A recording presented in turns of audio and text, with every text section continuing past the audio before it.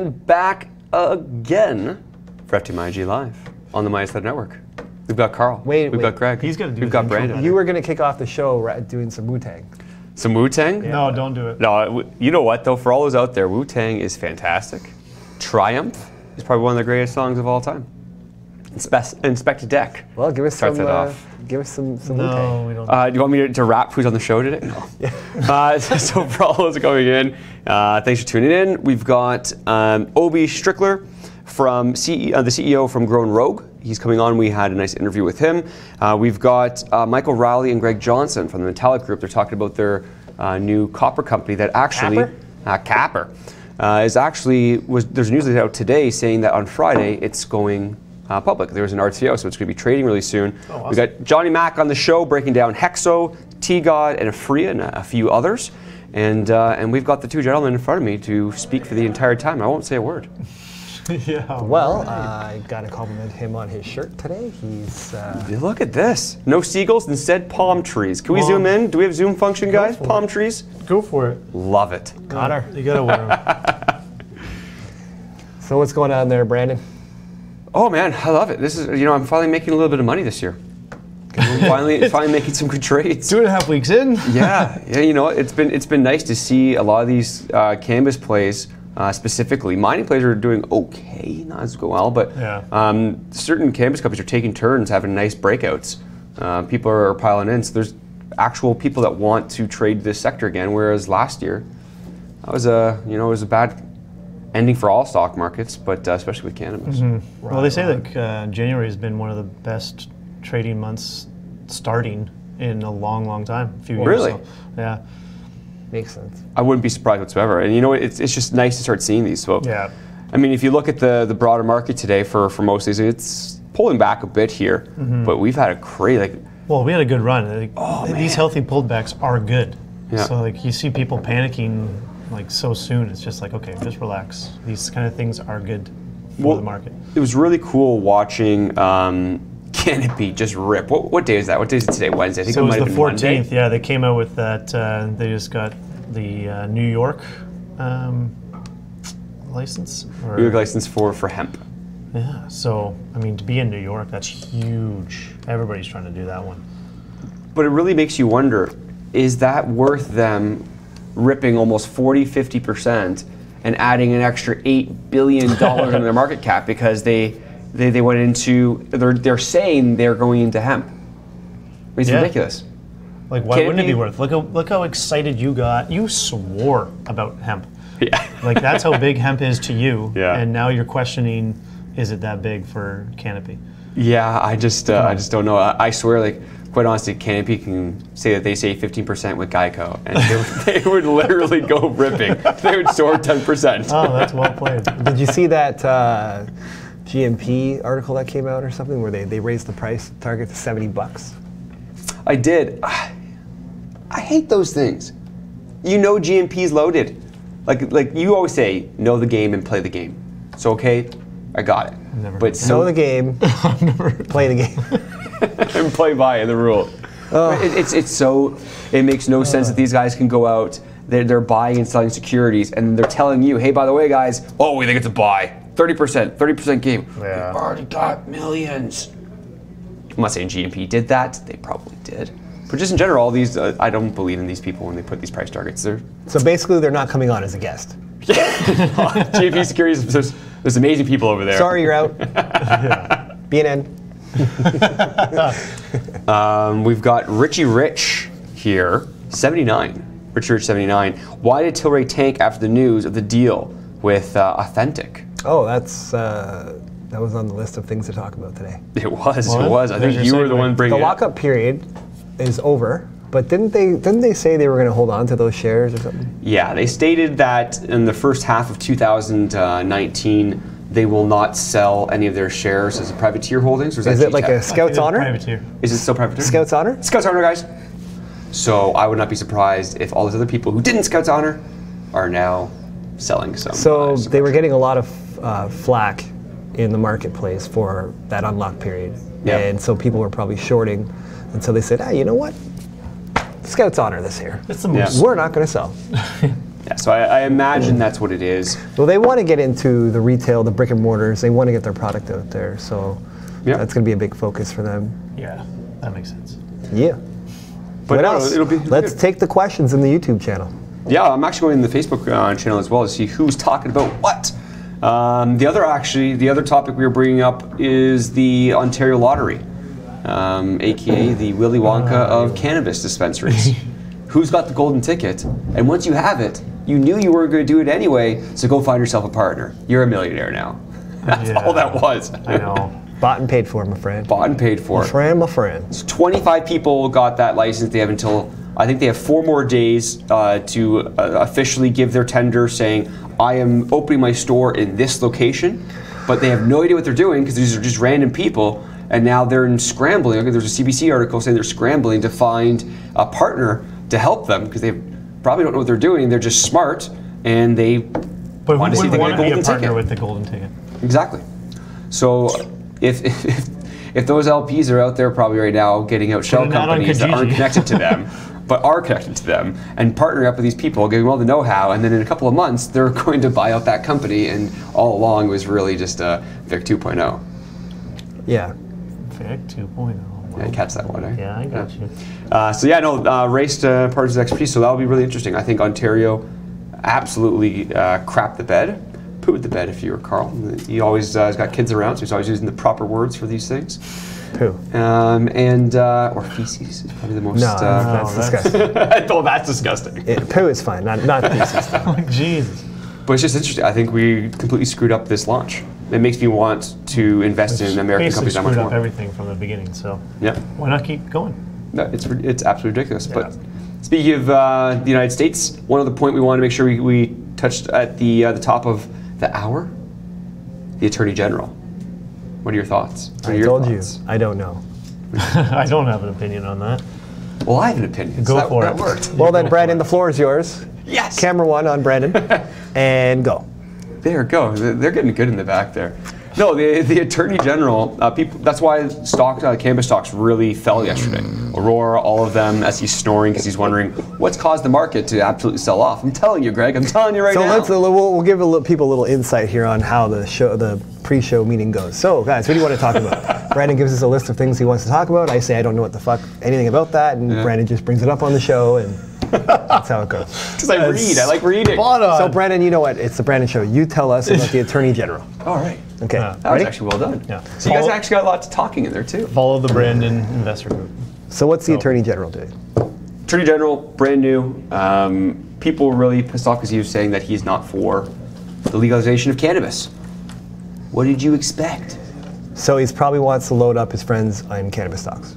So the biggest thing to take from this is that he specifically said in legal states, he is not going to go after those states. That's what people were scared of with Jeff Sessions, because they thought that he was going to go after these legal companies and start arresting them and start shutting them down. This guy's coming in and saying he's not going to do that, but it's a no-brainer that he also said he thinks that marijuana should remain illegal. Who are these people? The Attorney General? Where do they come from? Who fucking hates on cannabis though? Somewhere where there's still a few dinosaurs walking around. Yeah. A couple other things. But that's America in a nutshell, and sounds like a puppet to me. There's a lot of propaganda that's still out there. There's a lot of companies that still don't want this to happen, and when you need those companies to ensure that you get the funding for your elections, some things stay in place. Is that an opinion? Absolutely. Is it a fact? You choose. Cool. Next topic.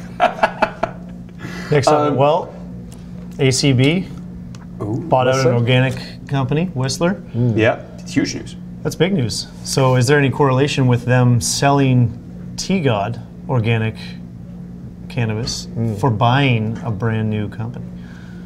For 1 million. So 75 the master grower left Whistler in 2017, went to TGOD. He built up Whistler and then went over to TGOD.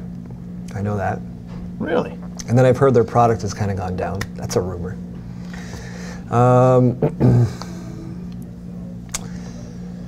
Yeah, come on. I think it's a little bit. I think it's a decent deal. Some people saying they overpaid, but Yeah, I know. It's not a big facility, but they're going after their GMP, their EU GMP.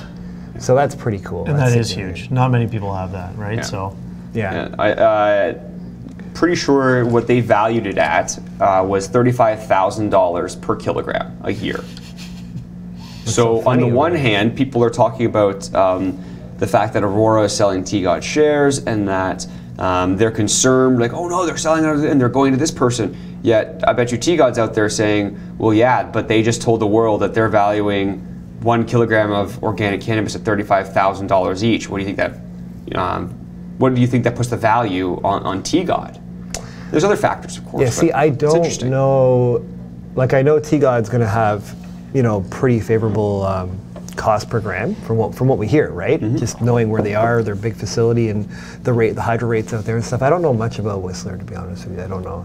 BC. I don't know how profitable they're going to be, and so there's a lot of things that. Yep. And Lord Vegeta, interesting name. Anyone think it possible that cannabis companies are going to pay out dividends in the future? Absolutely. And I don't mean that like rudely. Like yes, 1,000% they're going to pay dividends. Yeah. And think of all those people who just kept it in the entire time. They got it at 20 cents, and they have hundreds of thousands of shares. Absolutely, they're going to be paying dividends. Which ones are going to? I think the big guys. I think the big boys, because they're still risky. The big guys are going to own all the small ones anyway. So yeah. But dividends, absolutely, I think so. Are there any companies now that we know of are doing that? QCA. I'm almost positive Quinsam Capital has a dividend already. Oh, okay. They're not necessarily a cannabis company, but they they go into different. Yeah, they buy parts of them. They help them with knowledge and grow them. QCA. They got in the GGB early. Did they? Yeah. Yeah, they did. Nice. Who didn't? They also have Cityview Green. They own about 20%. We've been waiting 13 months for IEX to unhold. If you're listening to us, Rob, please unhold. My money's been in your company for 13 months, just sitting there. And funny enough, it was one of the better investments of 2018. Oh, that was a bad ending. This is the safest money. The safest money. But on that note, speaking of cannabis companies, we're going to switch over to Obi Strickler, CEO of Grown Rogue out in Oregon. This is a company that just recently went public, I believe in November, but he's been at it for many years. You can see that interview only here, right now, on the screen. And we're joined here today with Obi Strickler, President and CEO of Grown Rogue. How are you doing today, my man? Very good. Thanks for having me on. Absolutely. And now a few of our investors have been bringing up your company name, actually. It's one of those ones that's newer on the stock exchange. Can you tell us a little bit about who you are? Because although your stock has only been trading for a few months, you've not been in the industry for only a few months. Yeah, no, so Grown Rogue has quite a history in the cannabis sector. I mean, we started a small medical marijuana company about a decade ago. Obviously, it was more of a hobby as we were understanding regulatory structures, cultivation, expertise, things of that nature. With the wave of legalization, we took the company into the recreational markets in 2016 to really capitalize on the opportunity to build what Grown Rogue stands for, which is very focused on brands. And you'll see that in everything we do, focused on experience, categorizing products into different, easier to identify products that consumers can make choices on. And then very focused on vertical integration and multi-state expansion. We like vertical integration because of the need to control supply chain for quality and consistency. And obviously with some of the federal restrictions, going multi-state to push our brand out is very important. So we're based in Oregon. We just opened up operations in California.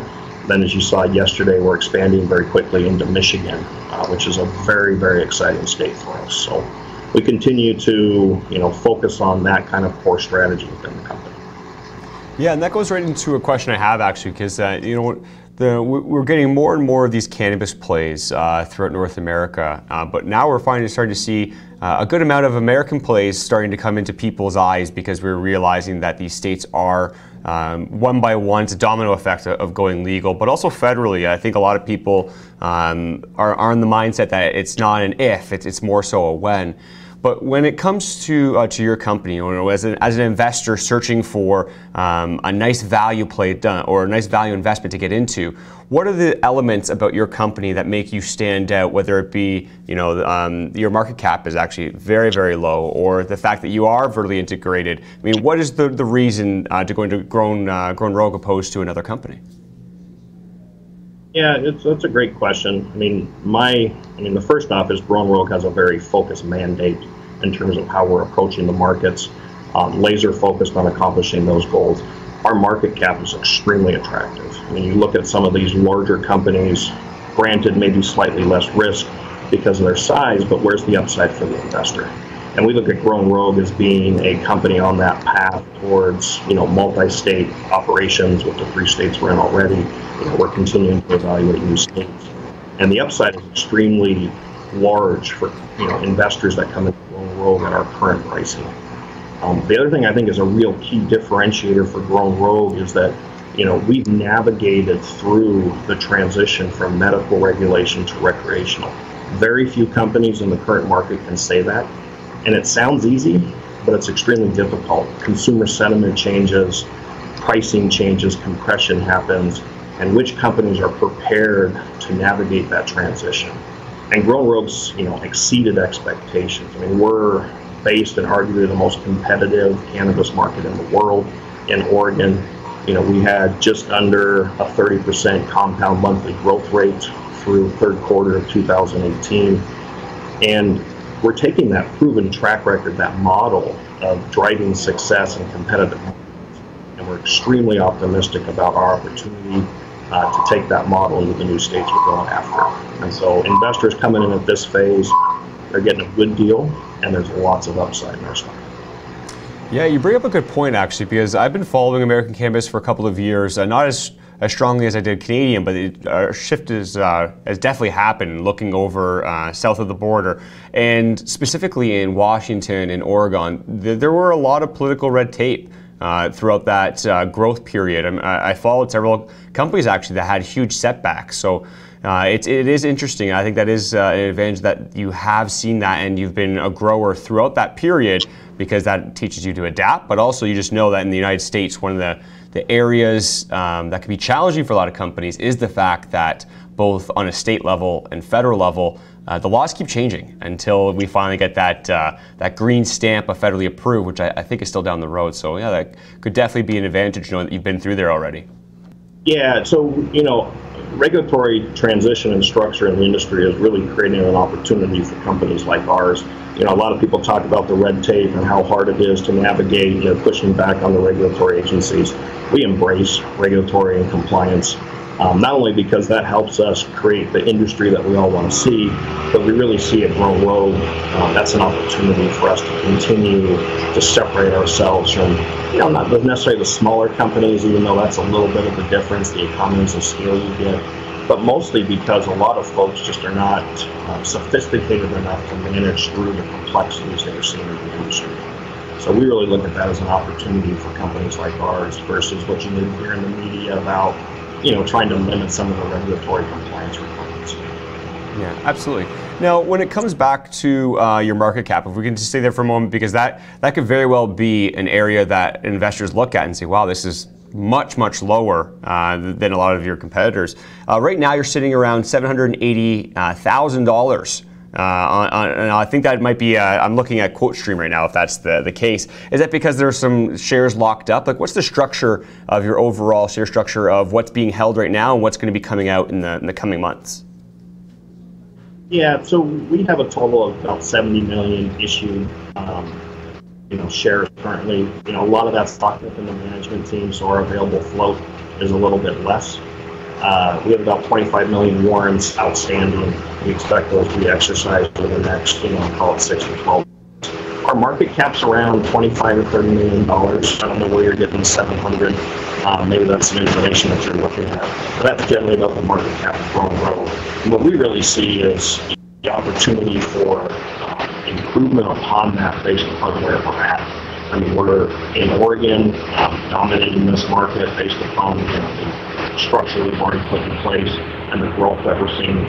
We just expanded into California, which is a very large market. We're excited to get our first sales and kind of traction in that state. And then with our announcement into Michigan, when we're in 3 states already, we expect to continue going down and adding states into our portfolio. Yeah, I appreciate it really much because actually we were turning to our investors and asking them, what questions do they have for you and what were they curious about? And that's what it was, your past experience, these different elements, the fact of your market cap being so low. And, it's just it's an interesting opportunity. For those people who want to learn more about you, where can they turn for more information? Yeah, so there's a lot of information online about us. Obviously we're available to any specific investors that would like to, talk directly with management. Website's a good place. Really, I think for the investor today, as they're looking at opportunities in the space, really it's about where's the upside and where's the real opportunity for people to make a return on their investment. And you look at some of the larger companies, and yes, they're bigger, they're promoting, a much larger footprint, things of that nature, but their market caps, in my opinion, are overvalued and inflated. And where's the upside to the investor? You take a company like Grown Rogue, who has, a $30-ish million market cap. We're in 3 states already. Our growth speaks for itself in terms of what we're doing in the most competitive market in the world. In Oregon with 20% compound monthly growth rate. As we take that model into other states, the upside's phenomenal for the investor. And I see Grown Rogue easily able to achieve, and not easily, there's a lot of conditions that go into that, but a 5x in Grown Rogue going from 30 to 150 is probably more reasonable to expect a group that's got a $2 billion valuation going from 2 billion to 10. And so I think that's where the real opportunity for investment comes in for a company like Grown Rogue. No, exactly, and I'll have to reach out to QuoteStream, as they are definitely stating a different market cap, but even still, very, very lucrative. I appreciate you coming on the show here, and yeah, as this year goes on, we always love having follow-up interviews with the companies that choose to come on the show, because we can see the progress and what's been happening. I have follow-up questions, so I appreciate that very much, and we look forward to having you on the show again in the very near future. Yeah, thanks so much for your time, Brandon, and look forward to coming back soon. And back on the show. Thank you very much, Obi, for that interview. Little technical issues, but yeah, it's one of the things. Nonetheless, it was a good interview.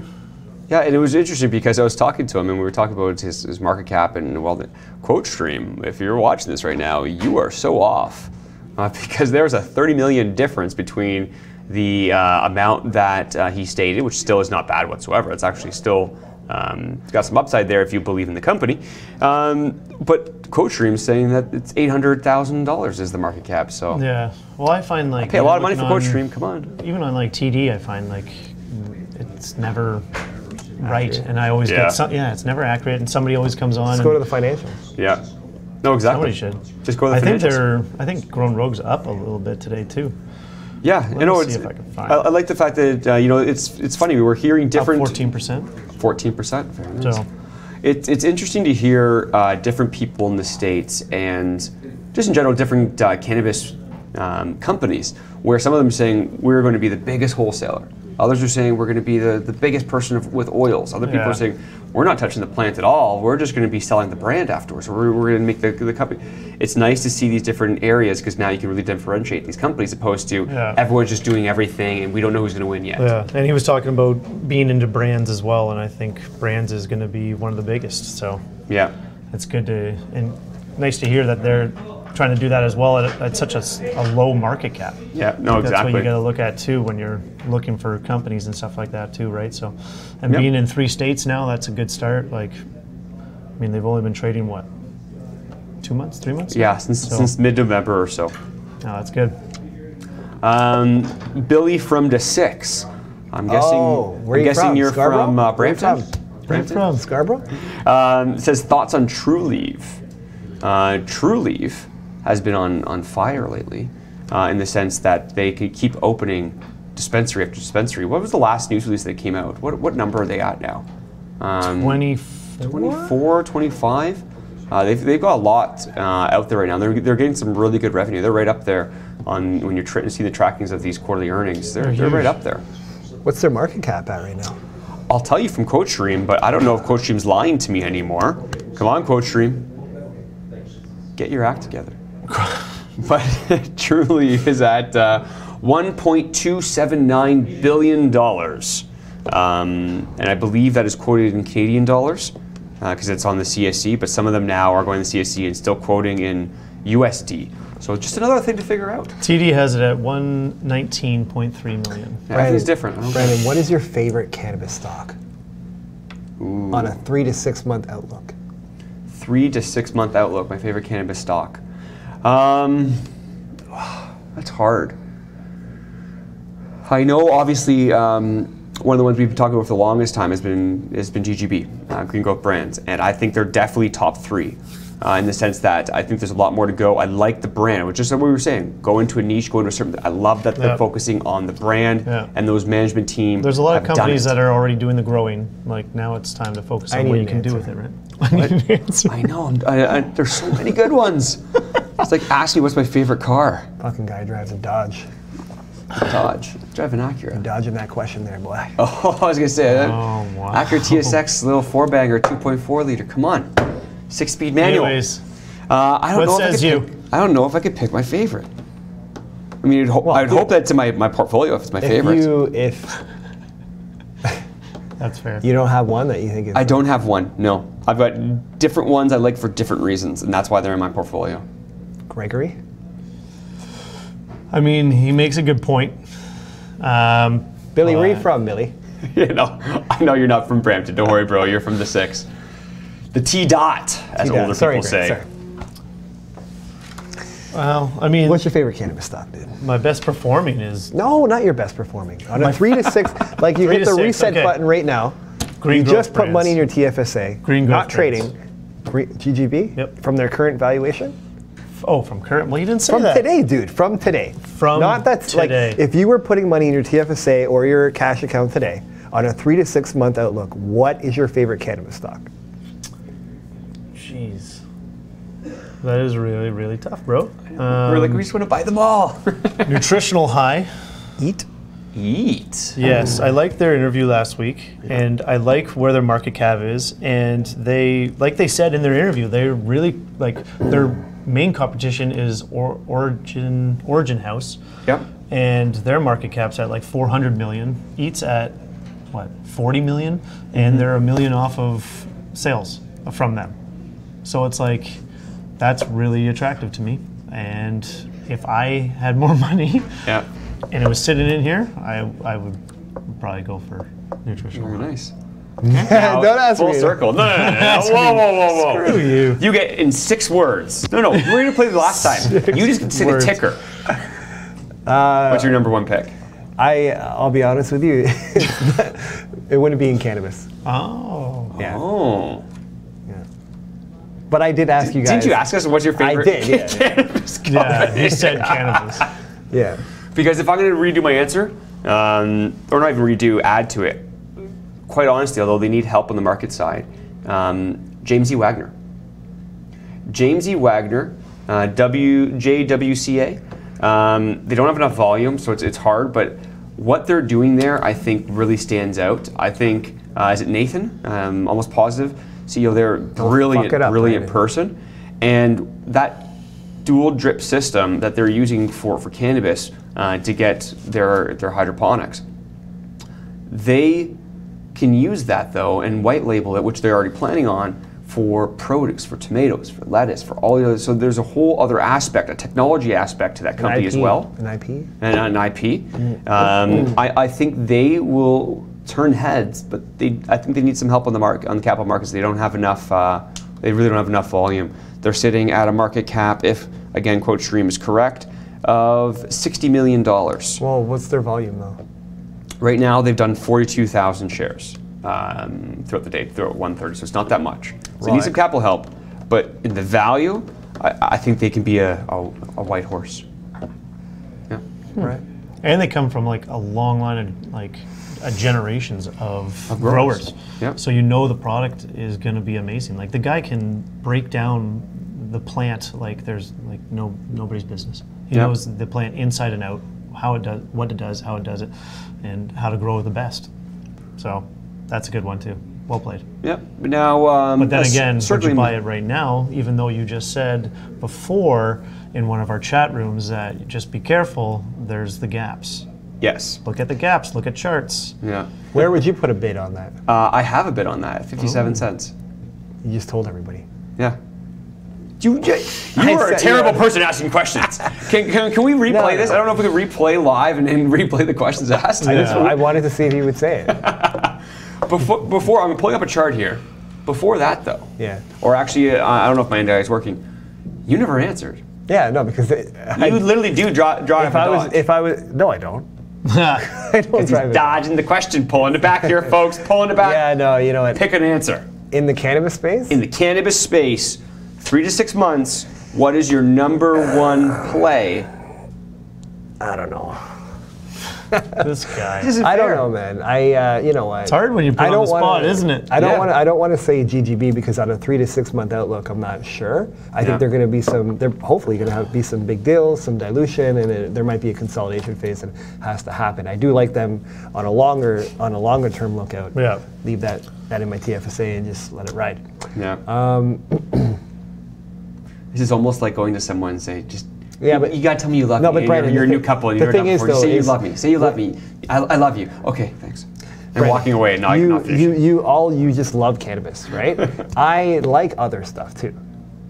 Half my portfolio is in mining. Right. So what do you like in mining? Really looking into gold into copper plays. Actually, one of those copper plays is coming up, but they're a client of FTMIG. I successfully dodged the question. Yeah, this guy. So I definitely looking elsewhere because you can't just have all your portfolio into one sector. That's that's dangerous. Yeah. Well, it's funny because when I first started, like how many companies I was in, but they were all cannabis, and people are like, "Oh, you're so diverse," and I'm like, "No, I'm not. I'm in one sector." Well, I got to tell you, I was buying GGI in $2.55 and $3. Yeah. And it's at 91 cents. I bought some. Yesterday. So I like it. I like GGI from current valuation. That is not advice, nor are they a client. You have 10 seconds or less before this this clip. What's your favorite cannabis play? 3 to 6 months. You have to say it. Doesn't matter. No, have to say it.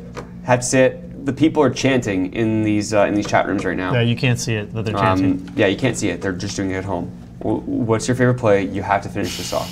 Nah. I'm not going to open my mouth just to talk. You're just going to open your mouth to answer.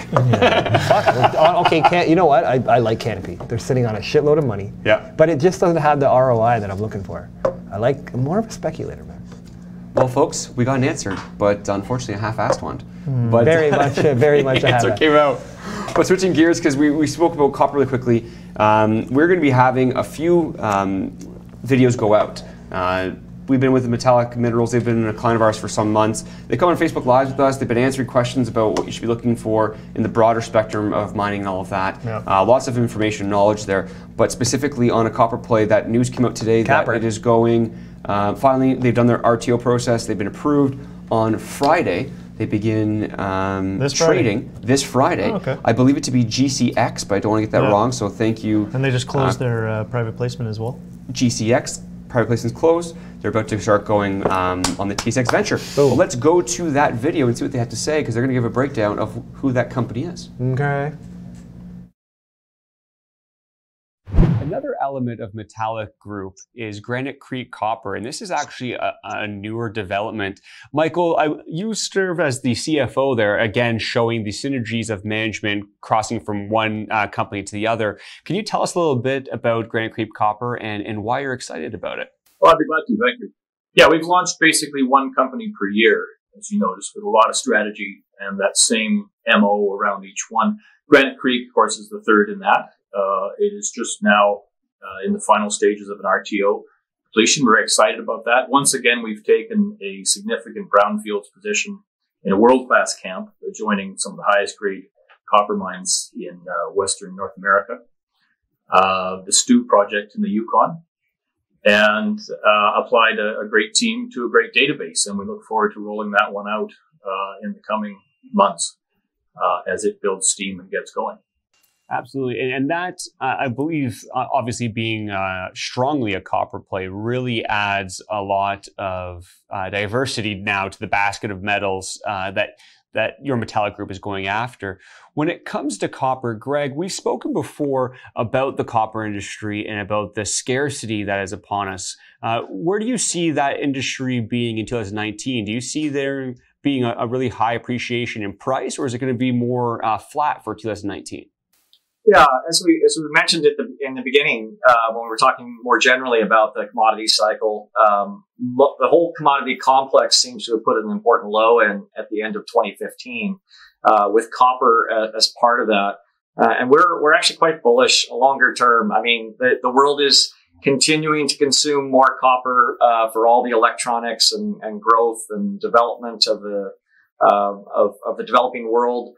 And so we see copper as a very attractive marketplace. There aren't a lot of explorers that have exposure to copper, and we think the Granite Creek opportunity as our newest member of the metallic group of companies is an exceptional one, particularly because of grade, the fact the infrastructure is there, and its location in the Yukon, which is really one of the premier jurisdictions. And so yes, we're long-term bullish on copper. We are seeing reports from analysts showing that overall grades of copper are declining globally. So the market is going to be looking for new sources of copper and new large sources and ones that can be attractively developed. And we think that there's a real opportunity here with Granite Creek in that regard. And speaking on the RTO, you've recently done a financing for that round. You'll be looking to be listing very shortly. What are your plans for 2019 in the sense of, are you doing another raise for that company? Are you taking it to the TSX Venture or the TSX? Yeah, it's a $1.8 million raise as announced September 14th. We're happy to say that that's progressing very nicely. 2019, yeah, we'll be at the shows. We'll even have some core on display, and there's a terrific database to work from there. This property has been private since the 1980s, yet it has some really good drill data that we will be modeling and bringing forth. And much like the work being done at Metallic and at Group 10, we'll be applying some of the more recent geologic models gained from the district and from elsewhere in the world through our expert teams to that asset and developing it, showing its potential as we move forward in 2019. And when it comes to Granite Creek Copper, going into the last little bit of 2018, but especially into 2019, what's in store for that company? What can investors expect in the sense of where it's going to be listing, when it's going to be listing, but more importantly, what's the program going to look like in 2019? Sure. Well, it'll be an exciting year for the company. The transaction is announced September 14th. 2018 is expected to complete in a matter of a week or so here, late December 2018. With that, the company will be trading as GCX on the Toronto Venture Exchange, and exploration work, promotion activities could begin. We'll be at the trade shows in 2019 and promoting the company. The database is substantial. This project has been private since the 1980s. There's a surprising amount of drill data for compilation and promotion. And that will guide the exploration effort into 2019. And a target refinement effort with a view to the programs of the spring and summer of 2019. Well, I appreciate it very much, you two taking the time to let us all know a little bit more about your newer development in Granite Creek Copper.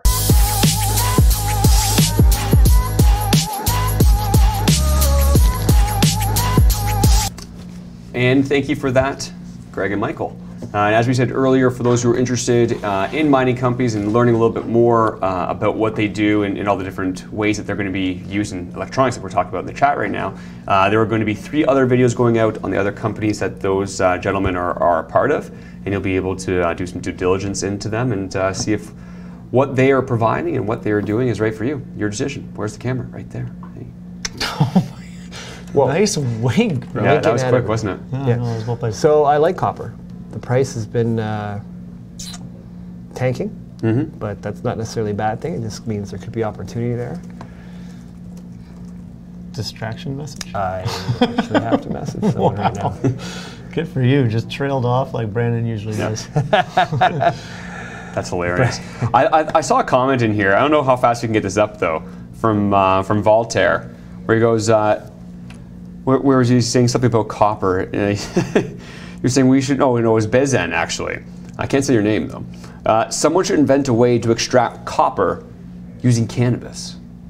That would be a company that everyone would be talking about mining and cannabis. And they said, let's get Elon on the show. I love it. Love it. Right. Well, we know he smokes cannabis, so we can get him on. Yeah, it cost him a little bit, though. It cost him a little bit. He did that to impress his girlfriend, actually. How do you know that? Bezan is a woman. My apologies. I could not see the face on the YouTube chat. Yeah, he lost his board position. He got fined. And he did it all just to impress his girlfriend who smokes weed. That's why he said the share price needs to get to 420. Huh. Yeah, you can't do that, Elon. The SEC doesn't like that kind of stuff. Well, sorry, dude. Apparently Elon can do whatever the fuck he wants. I'm sure he can do whatever he wants. Yep. Yeah, buddy. What about Sparta Capital? Sparta Capital. Because if you would have asked me, hey, Karl, like where would you put money right now? Like, stop yourself. Stop. Wait. Hey, Karl, if you had a choice that wasn't in cannabis, what is your choice for the next 3 to 6 months? First of all, this is not advice, but I would suggest doing some DD on Sparta Capital. They definitely have to clean some things up, but what are they trading at right now? 5 cents the last I've seen. 5 cents.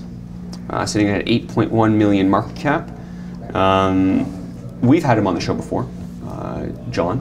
We've had him on talk about what they're doing, the main focus being converting unsortable plastics to diesel, where the unsortable plastic is the plastic that comes out of the ocean, stuff like that you cannot sort, which means the only way to get rid of it is to burn it or do some other element to it. You can't reuse it. Mm-hmm. But what they do is they have a process where they essentially, I believe they heat it. There's condensation comes down, whatever it be. I'm not a scientist, I won't go into it.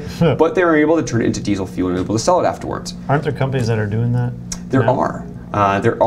What I like about it is that they're able to take, per machine that they have, 50 tons of unsortable plastic a day into, don't quote me, but I believe it was 36,000 gallons of diesel fuel in the day. Okay. People are wondering, well, it's turned into diesel, it's going to go back into the atmosphere. You're right, because it's unsortable plastic. You just need to find a way to reuse it, opposed to just letting it sit in the ocean. Yeah.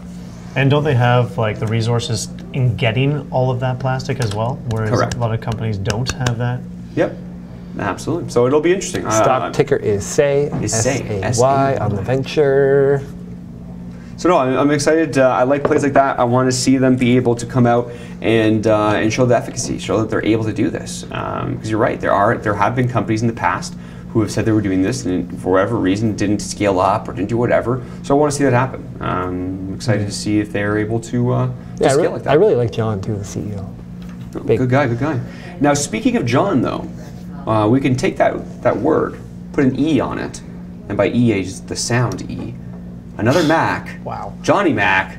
Do we have him on Skype yet? Because he's going to go over the 3 companies that we voted on last week, but weren't able to have it on this week as he had a very important business development that he needed to attend to. But we have him on now, breaking down Hexo. What did we say? T-God and I believe Aurora. Afria.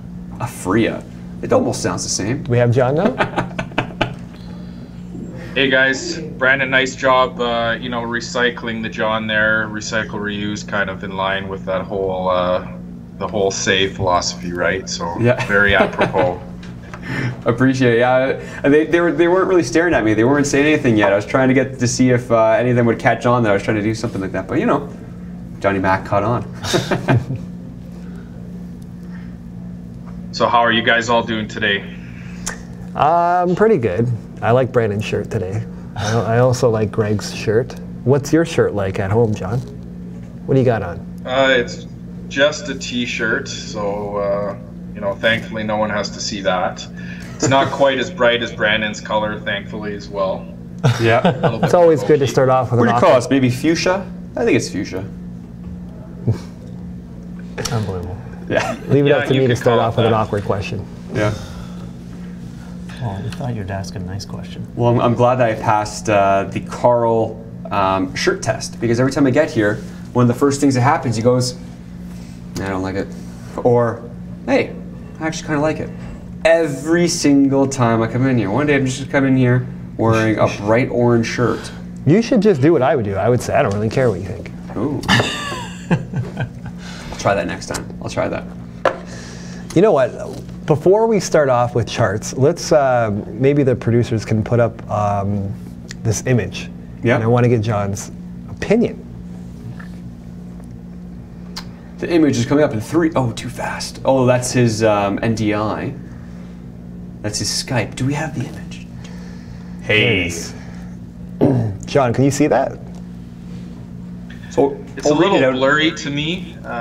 Yeah, sure, read it out. I'll read it out here. Being a trader is a lot less stressful than being an investor, in my opinion. Don't have to get attached to anything. Ride winners until they start turning into losers, then on to the next one. For a while, I considered myself both over time. Over time. It's clear I'm better off strictly as a trader. What do you think of that, Karl? Well, it's subjective. You know, it depends, right, on your perception. But I don't agree with that. But I'm more of an investor. I don't find it difficult to have, you know, private holdings, and I can't get out of my positions. I don't care really so much. It doesn't bother me. I can sleep at night. Mm-hmm. So I don't agree with that. But I respect the fact that, you know, Well, it depends on how much time you have too. Like people that don't cross over to investors that are strictly traders, you know, a lot of it is just they don't want to have their money in the market overnight, or, you know, they pull it before the weekend because they don't, you know, there's a little bit of fear in there, and that's how they deal with it, right? So what are you then? Are you a trader, or are you an investor, or are you both? I can't say I'm both yet. Just don't have the time for it, but I'm an investor. Yeah, I'd say the same thing. I'm more of an investor though, and like, I mean, if I do my due diligence on a company, I don't mind if it goes up and down the way a stock is going to go, but in the end, I know that it'll make me money. So, I mean, I sleep easy when I know I've done my due diligence on a company. So, I'm mostly an investor, but I have traded. So, yeah, and I think I'm both, in the sense that I am much more investor oriented. I like believing in a company and having my money in them for longer periods of time. Like that's my MO. Well, but I also don't mind if I'm seeing a TA breakout, if I'm seeing something that Johnny Mac here on the line is teaching us. If I notice one of these signals or something like that, and I've talked to other traders and, you know, decide to go in for a trade, I don't mind that whatsoever. If you're in for a few days, maybe it turns into a couple of weeks. So I do have a part of my my portfolio. I keep cash and go in and out of things. Whereas I'd say at least 70 to 80% is and that's, is long holds. Hey, listen, ultimately I look up to people that can do both. You know what I mean? That have both skill sets. Yeah. Because also I think... Get you an investor that can do both. Correct, yeah. But I think that, you know, crossing over, there's a hurdle there that some traders can't get over, right? Like holding their money in, and it goes back to fear. And I think it just takes some... You know, there's some soul searching to do there to cross that. Anyways, but John, what do you think? I personally think if you want to get, want to make significant amounts of money, it's on the investing side. What do you think, John? I think people can be successful both ways. I do both personally. You know, in current market conditions, I look at it more as a trader's market because the direction. I think there's still a lot of uncertainty, a lot of volatility to come in the markets. So I don't blame anyone for being cautious and not necessarily wanting to hold, you know, keep capital in the market for long periods of time. Mm-hmm. Yeah. Obviously, I think there's a lot of money to be made in junior stocks, and I think a lot of that money, you know, people do very well in private placements, for example, especially with warrants. But you know, if you're going to be getting into that, you're putting your money on the line for 4 months. You know, depending on how you play it, but that's typically how it works. And obviously that takes a leap of faith in the company, so a lot of due diligence, so more of an investing, you know, mindset. I think people make very good money on both. I mean, you see most of the wealthiest people in the world, you know, if they've made their money in the markets, it's usually through more of an investing philosophy rather than a trading. But, you know, people that trade every day, some people do quite well. And I guess it depends on, you know, your attention span, how much time you have to dedicate to it, you know, if you can afford to be sort of watching things every day. But I do understand the fear that some people have, and a lot of times it's, you know, once bitten, twice shy, where I've known, you know, traders, people with sort of a trading mindset, and they kind of get lulled into maybe investing in a play. If that play tends to go sour, that lesson tends to stick with them. I find for a very long period of time, you know, if they were nervous about it before, that really makes them nervous about it. So I see both sides. I play both ways. I think as long as you you know, have a investing plan and mindset and risk tolerance metrics, you know, whatever those look like, depending on which philosophy you're adopting, if you stick to that and try and keep on learning, I think, you know, it eventually leads to success. Smart. Yeah, I think there's been a lot of people that got into investing and absorbing risk in the cannabis space that made probably a significant amount of money, and then, you know, lost some, and through the volatility, and especially last year, probably knocked the reality into people.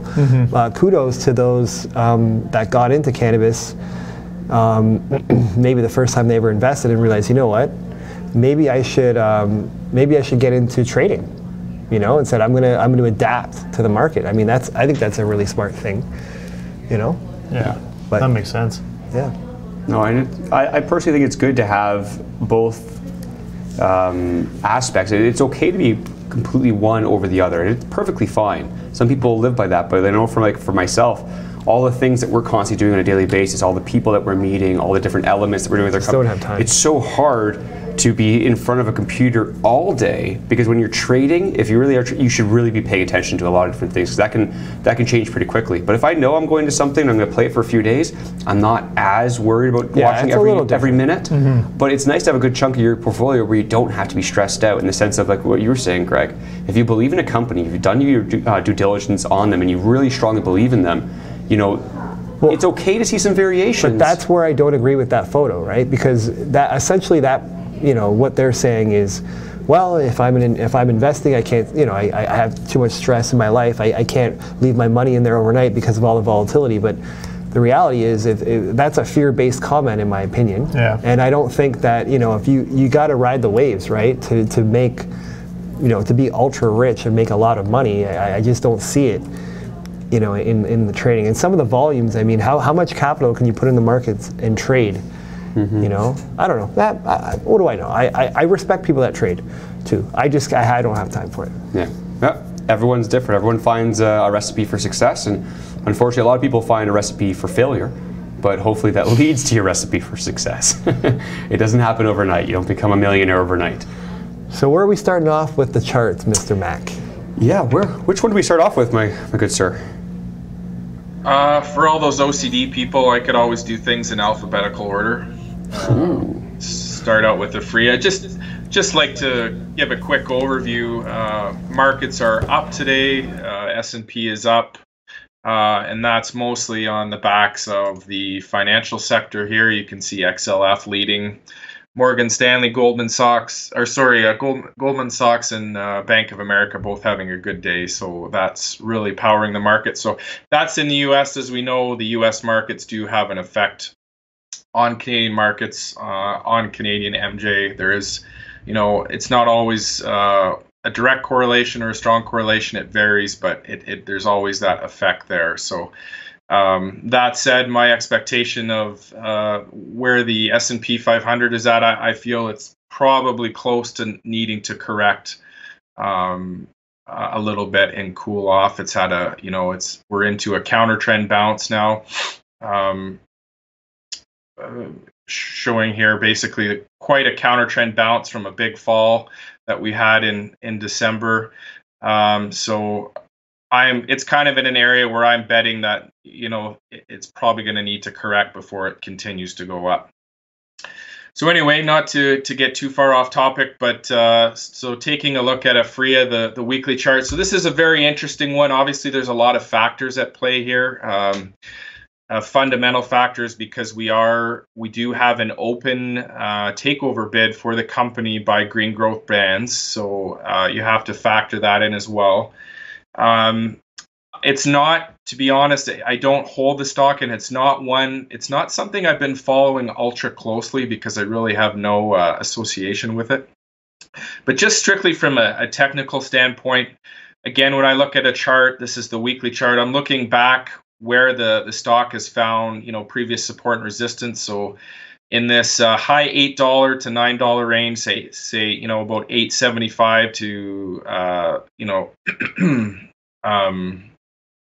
about $9, maybe $9.10. We've had some resistance. We overcame it, and since then, throughout 2018, we got 2 significant bounces off there. So we did establish a weekly support area in that zone. So the bad thing, if you're holding Aphria, obviously. So this is the week that news broke, and the news was the short thesis that was published against the company. So the stock had a huge gap down, and you can see that the bottom of that gap came right at the top part of this previous support area. So basically, in one fell swoop, you lost. Not only did you lose your your support that had been, you know, keeping the stock afloat whenever it got down there, but now that area has been pivoted to a resistance. You know, we had an intra-week move up that tested the top, and we closed well below it on huge volume. So there's some major distribution going on there. Now, since then, you know, buyers have come in. The stock was not did set a higher low than the previous week. We had a bullish engulfing candle here, engulfing the action of the previous 2 weeks. And now we're making an attempt to push through, you know, that previous support turn resistance. And you can see that we have some selling pressure as we're trying to close above. So we did just close above last week, but, you know, there are some wicks you can see on both candles. Obviously, this is this week's candle, so there's still 2.5 trading days left to go. But we are seeing some selling pressure coming in as the stock tries to push above this previous area, you know, what used to be support. So I would still say there's a battle going on for that area right now. If we zoom into the daily chart on it, so we have managed to turn the daily chart, or the trend, around. We're starting to set some higher highs, higher lows here. But now that we've had this rebound, you can see we have some inside candle activity. So the last 3 days are all trading within the range of the candle set last Friday on the 11th. So you know, from a very short-term perspective, this 955 area, the high set on the 11th, your nearest resistance, and then support. We did have a double bottom here, roughly last Thursday and Friday at around 846. So those are 2 key levels. You know, would it surprise me if it broke that and consolidated a bit more? No, personally. If it does break those levels, you know, we have about the $8 range corresponding to this low here. We also have the rising 20-day moving average. It's currently sitting at $8.12. So there are some supports that could potentially come into play. I've identified this green area as well, roughly the, you know, around 750 to 730, where we had a couple buyers bought the dip there as well. So those are areas I'm looking for supports. Looking at the RSI, you know, we have come up. We did get above 50% on the RSI, but you see we didn't quite get to that above that 60 area that I personally flag, and I've talked about this a few times on the show.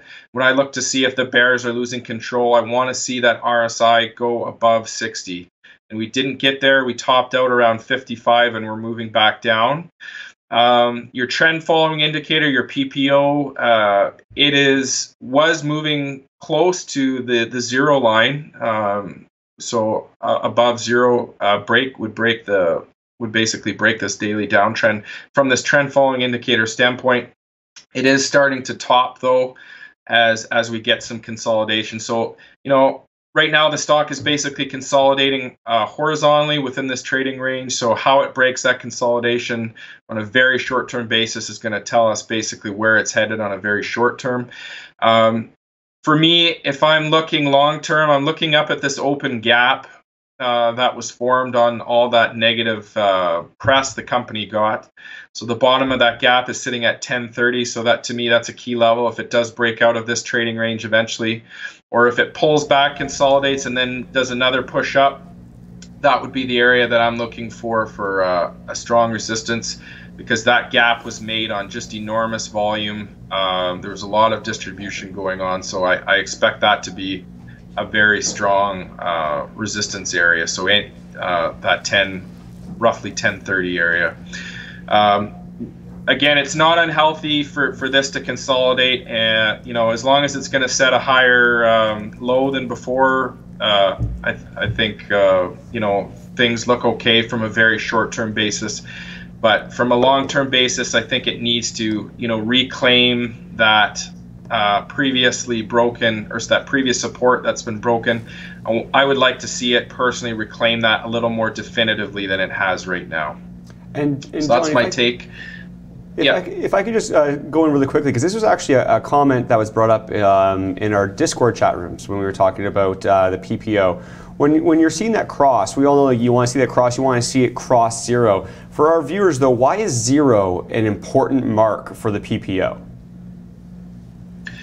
Zero, if you break down the PPO into its components, zero simply means the cross of a faster exponential moving average over a slower exponential moving average, the default, and you can set it to whatever you want. But the default for the PPO, and it's the same as the MACD, it's the 12 and 26 exponential moving averages. So it is a trend following indicator. It's what we would call a lagging indicator. Typically, it is going to lag the price in terms of it's not going to necessarily predict that you're going to get a change in trend. Rather, you're using it to confirm a change in trend. So moving into positive territory would be, it would be hard to say that the trend is still down because your faster moving average is tracking above your slower moving average. So there's a few different ways to use this indicator, this family of indicators, MACD, PPO. It is simply looking at the direction it's going in. That's from a very short term.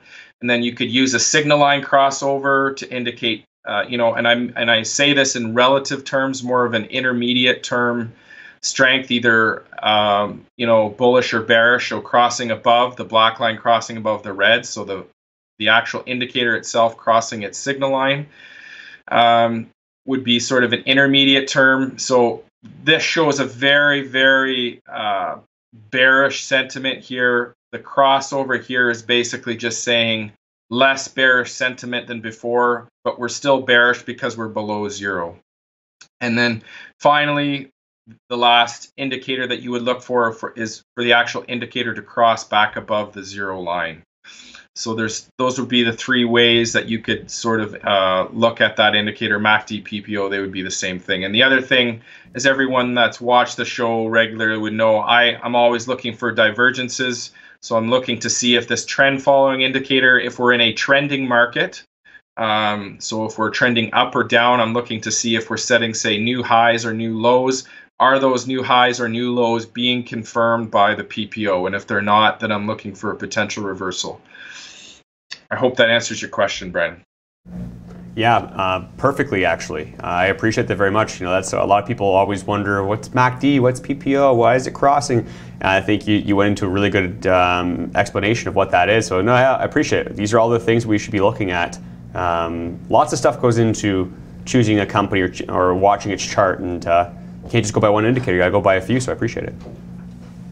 Yeah, and I guess one other thing I want to add, when you're using these indicators, you always need to look at them along with price action. I think price action and volume obviously are very critical. And on a move like this, because this was such a negative move, the PPO got extremely negative, like a -20. That's a really high negative reading. So even a cross above the signal line, it's one of those things where it could be crossing not necessarily because like the bulls are in control, but simply because it's gotten so negative. It's really hard to maintain that level of negative momentum, but the momentum can still be quite negative. I hope that makes sense. Where it's like things were so bearish that you had such a sharp move down, which we did.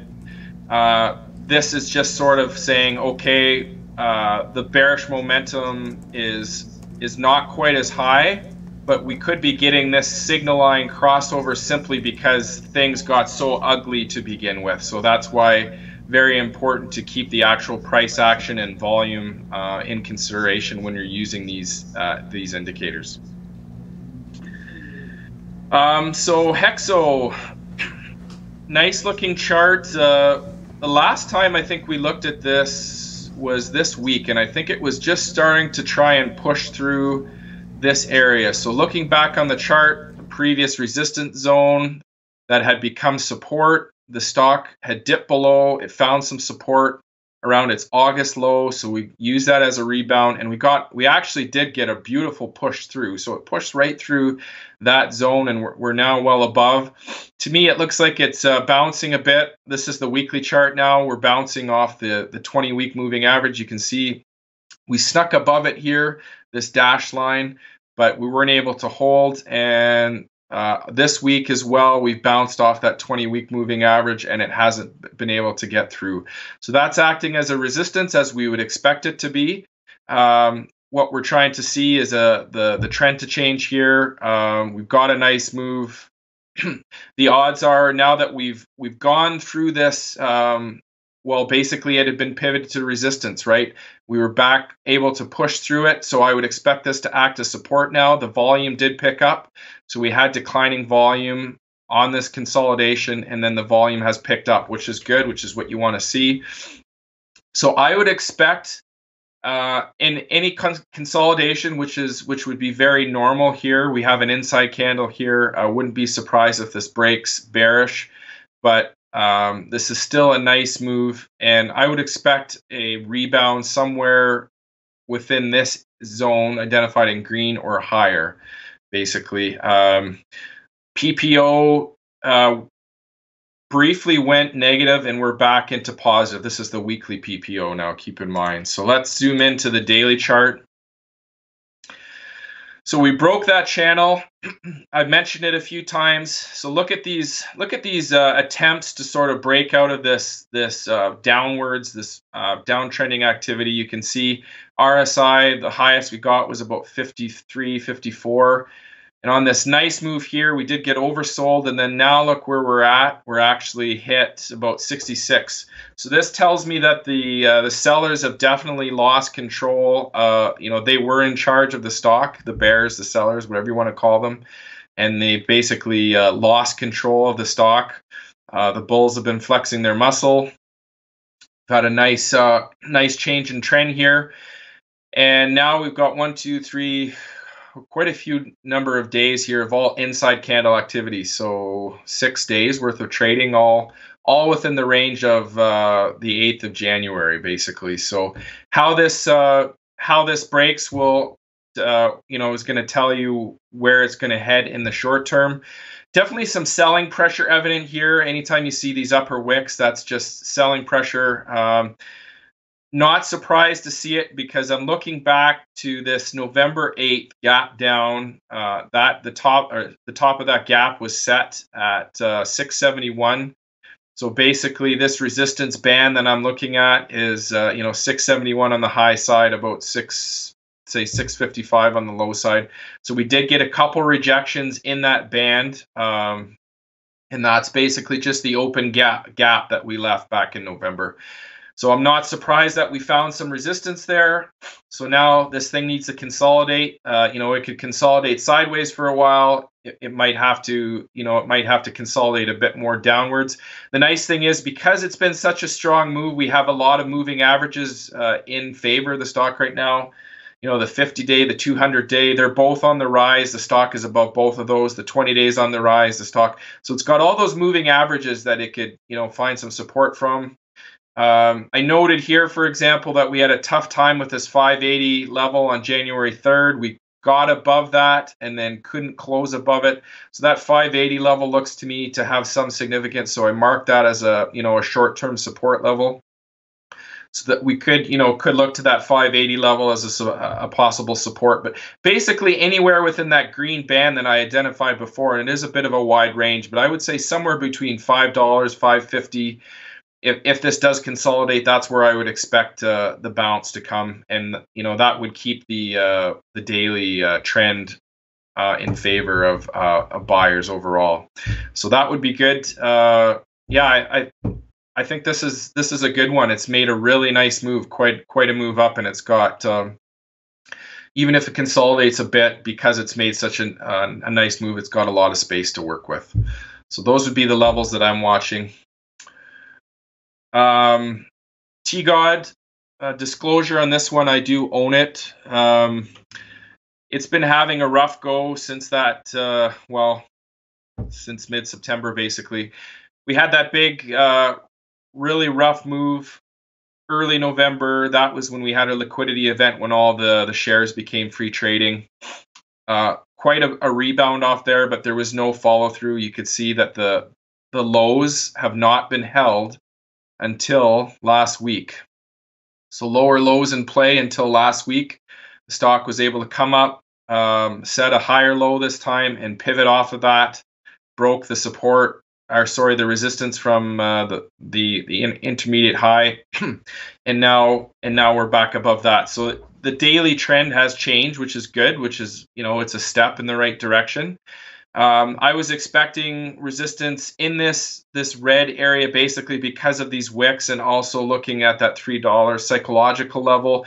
On the way down, we did get basically 3 bounces from that area, so I figured it would be significant. Now the stock has been able to get through. It did close above. You can see the 50-day falling 50-day moving average appears to be acting as resistance as well. So yes, we did close above it. We didn't get great follow through. But I mean, this is a fairly significant move. It's basically more than a 20% move off the bottom up to here. So some profit taking, not unexpected.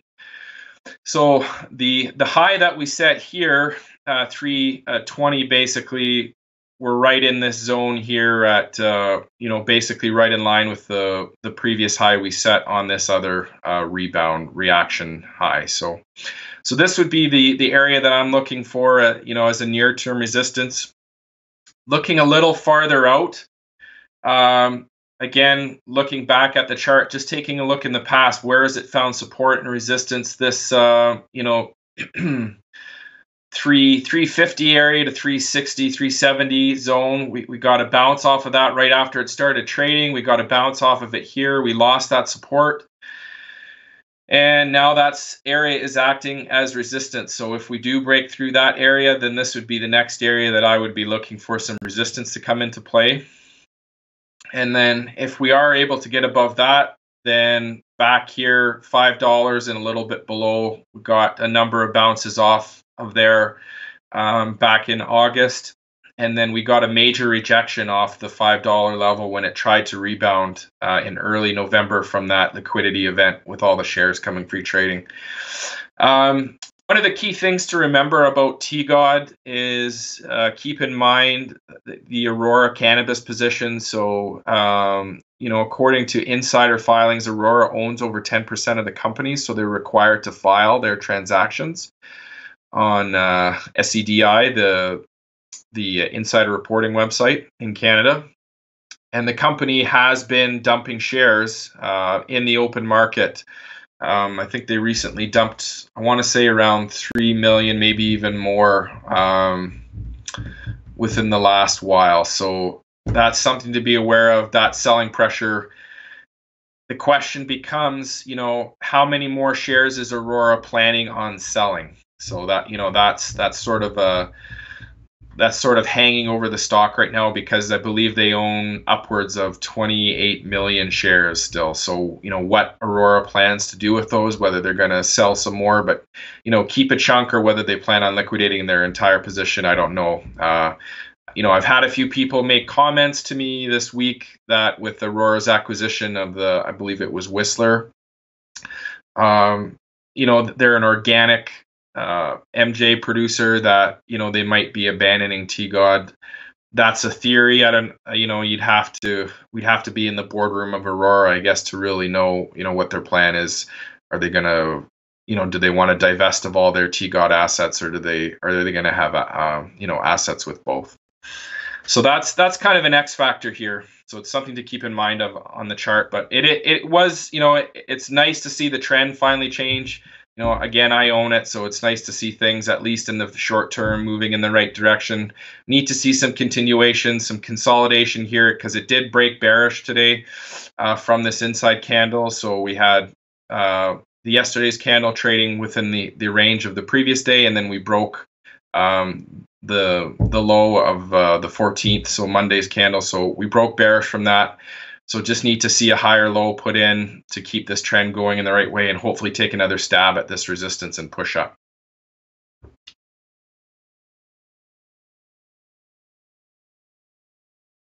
Right, when it comes to the Aurora aspect, where they've been selling a lot of their shares in the open market, and just making sure that they're still well above that 10%, and they still have a huge amount of that company. What they do with those shares is one thing, but it'll be interesting, because there's a double-edged sword here that we were talking about earlier on the show, is that on the one aspect, you're seeing them sell TGOD shares, and then instead going over and buying Whistler. Was it Whistler Medical is the proper name? But they're an organic company, and saying, okay, we're selling one organic company and we're buying another. That's one part of the sword. But the other edge of the sword is they're now evaluating that company at a huge premium per kilogram. And now you got to wonder, are people looking over at TGOD now and saying, wait a second, I know there's other variables here, but can that be related to TGOD as well? So it's interesting to see if people will now look at that and say, okay, this is why their valuation is what it is. That's a good point. Yeah, that's a good point, Brandon. So basically saying, the valuation they put, showing the demand in the marketplace for that organic cannabis, of which there's only limited number of suppliers. So TGOD being one of them, eventually. Yeah. No, absolutely. We got a train of guys going around the corner here as we're live here. But one of the things as well that I wanted to ask you actually was on your chart that you had up. What are the indicators that are there for people who are watching this? Because we had someone in one of the chat rooms said, "Man, I really like these indicators. Like, what is he using? What platform?" It was stockcharts.com. But what are the different indicators that you're using on there? I know you're a huge EMA guy opposed to SMAs. You've got PPO instead of MACD. Is there any way, just in a few minutes, to be able to go down, like what are you using? So if someone's watching this, like, hey, maybe I'll put some of his indicators up there and start testing some of the stuff I hear from you. That's an interesting question, Brandon. I'm actually, I wouldn't actually say I'm an EMA versus SMA guy. I actually probably use more SMAs than EMAs. I do use some EMAs, but if I can use an analogy, if you're getting started in charting, or if you're relatively new and you're trying to figure out what indicators or what do I want to see on your chart, it'd be a little like, buying a house, and how do you want your house to look like? So yeah, with every house, a house would have some sort of bare essentials like a kitchen and and a furnace and a bed. So I think that would relate to something like you want to have volume on your charts, because that's very important. Yeah. I feel like RSI would be one of those indicators that very useful for identifying overbought, oversold conditions. So that's kind of one of the staples.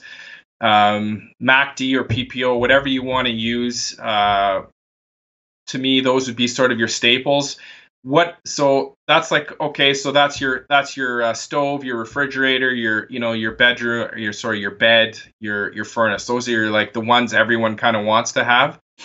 And then how you sort of go from there, whether you want to have no couches and just beanbag chairs, whether you want to have a TV or no TV.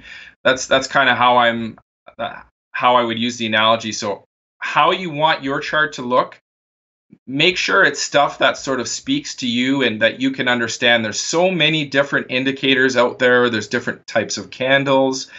I mean, you can study years and years and years of technical analysis. There's so many different indicators and styles out there. You have to find something that you can understand and that works for you and just stick with it. You know, I sometimes think you don't need to necessarily understand every single indicator that's out there or every single chart style. Just find something that works for you. You know, whether you're a trader or an investor, however you're using it. Find something that works for you and then stick with that, and don't worry about necessarily understanding 5 or 6 dozen indicators that there are out there. But I use RSI. I like that for overbought, oversold conditions. So if you want to break down indicators, you can kind of break the indicator families down into sort of 3 different families. So you have your leading indicators and your lagging indicators. So leading indicators would be your RSI. So they can sometimes lead the price. So they can sometimes change. It's measuring momentum. And that can sometimes change before the price itself actually changes. And another one in that family is stochastic. So I use slow stochastic here. That's RSI and stochastics are in the same family. RSI tends to produce overbought and oversold levels much more infrequently than stochastic, but it depends on the parameters, and that's the things. When you use an indicator, it's very important that you understand how the indicator is derived. So the period that you pick for calculating the indicator, and the default on RSI is 14. If you use a shorter period, if I use say 5, then it's going to produce overbought and oversold levels a lot more frequently.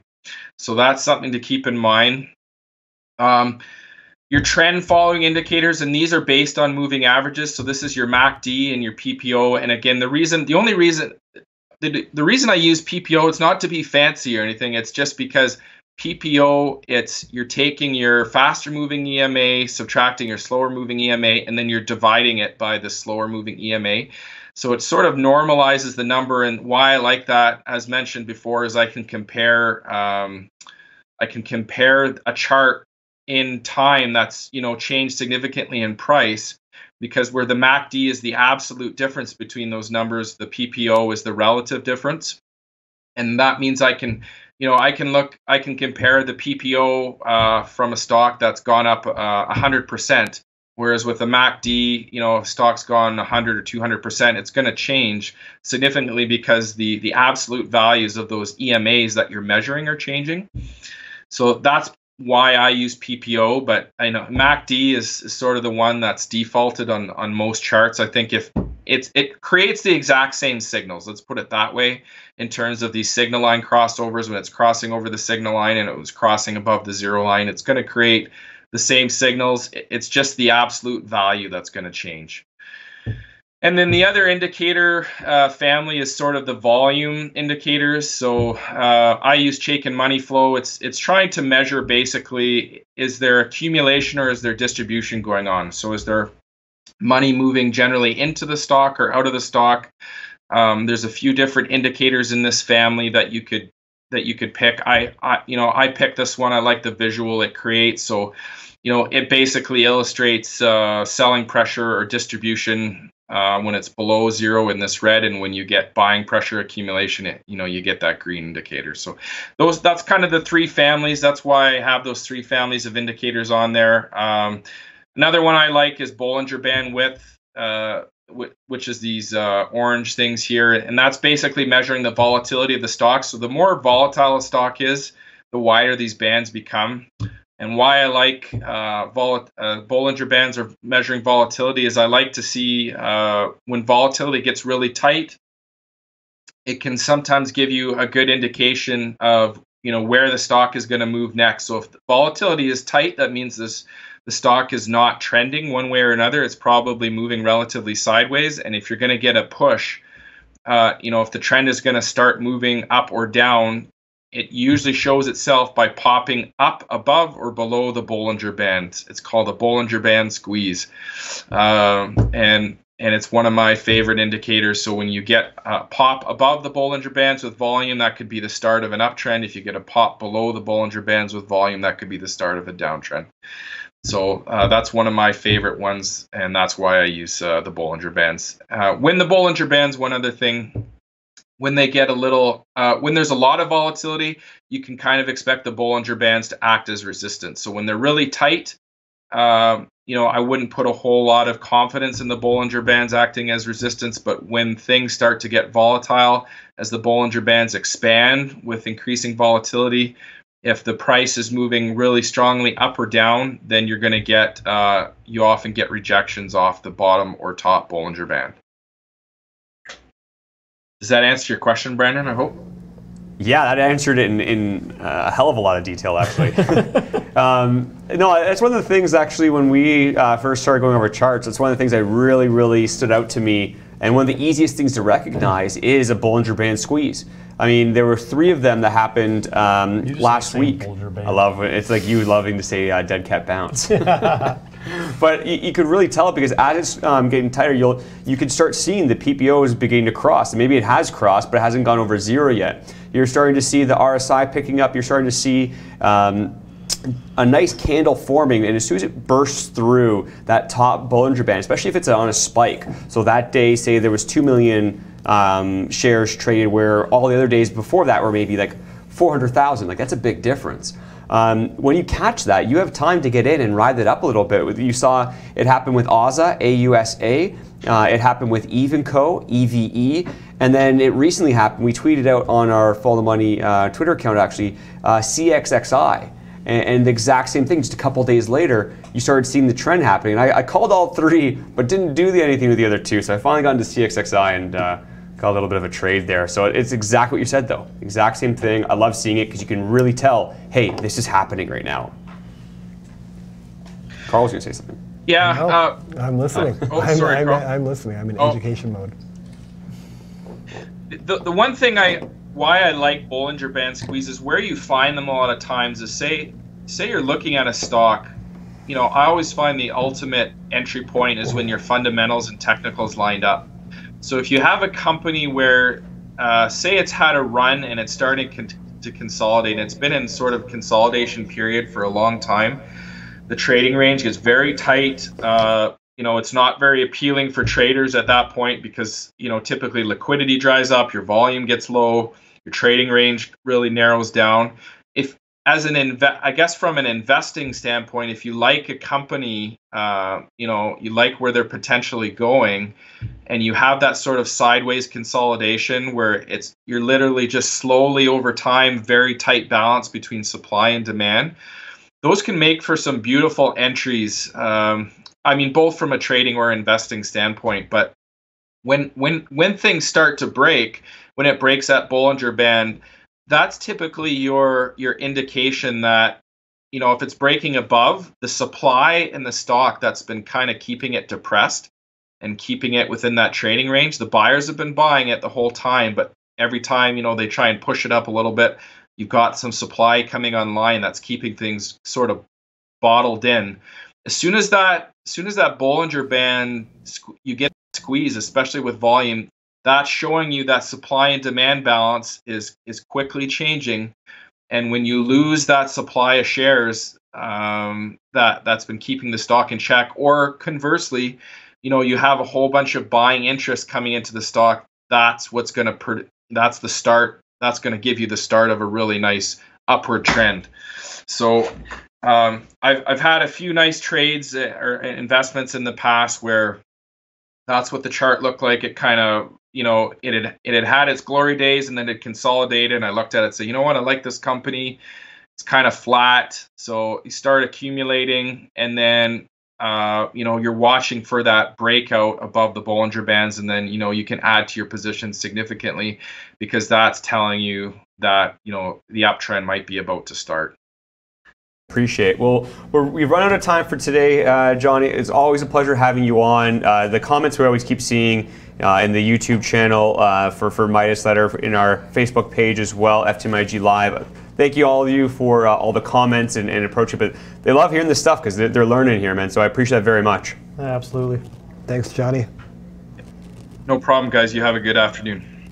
Okay, Yep, take care. too. And as for us personally, actually, that is up. We are all finished. Karl, where are we going for lunch after?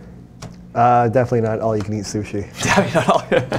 We're going to the keg, folks. Solely because we can't. Like every time, we gotta get them to sponsor this show already. But no, there are people asking in the YouTube channel, is Ben Ward coming on the show? Yes, he is, but not this one. Half an hour from now, just under 3 o'clock, I believe he might be the first guest on the show. Ben Ward will be coming on with James and answering all the questions that you had, that he had, and that'll be coming up very shortly. But until another week, appreciate you tuning in. We'll see you again next Wednesday.